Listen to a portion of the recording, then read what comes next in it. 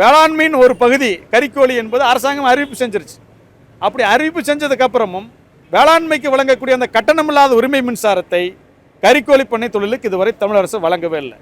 ஒரு நல வாரியம் கூட அமைக்கல, ஒரு காப்பீடு கூட கிடையாது. ஆக வருஷத்துக்கு 7 பேட்ச் கொடுத்துட்டு இருந்த நிறுவனங்கள் இன்னைக்கு வருஷத்துக்கு 3 பேட்ச் தான் கொடுக்குது. அப்போ கடனை செலுத்த முடியவில்லை. சொத்துக்களை வித்துதான் கடனை கட்ட வேண்டிய அவலமான சூழ்நிலை நிலவி கொண்டிருக்கிறது. கட்டணமில்லாத உரிமை மின்சாரத்தை கறிக்கோழி பண்ணைகளுக்கு வழங்க வேண்டும். எப்சிஆர் என்கிற முறை ரத்து செய்ய வேண்டும். நலவாரியம் அமைத்திட வேண்டும். காப்பீடு வழங்கிட வேண்டும் என்கிற கோரிக்கையெல்லாம் வலியுறுத்தி இன்னைக்கு தமிழக விவசாயிகள் பாதுகாப்பு சங்கத்தின் கறிக்கோழி பண்ணை அணி சார்பில் கேரளாவிலிருந்து விவசாயிகள் வளர்ந்திருக்கிறார்கள். தமிழகத்திலிருந்து தமிழக கட்சி சார்பற்ற விவசாயிகள் சங்கம் வந்திருக்கிறது. எல்லோரும் சேர்ந்து அந்த கவனஈர்ப்பு பார்ப்பதை நடத்தி கொண்டிருக்கிறோம்.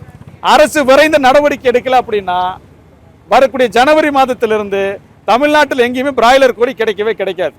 நாங்கள் உற்பத்தி நிறுத்த போராட்டத்தில் ஈடுபட இருக்கிறோம்.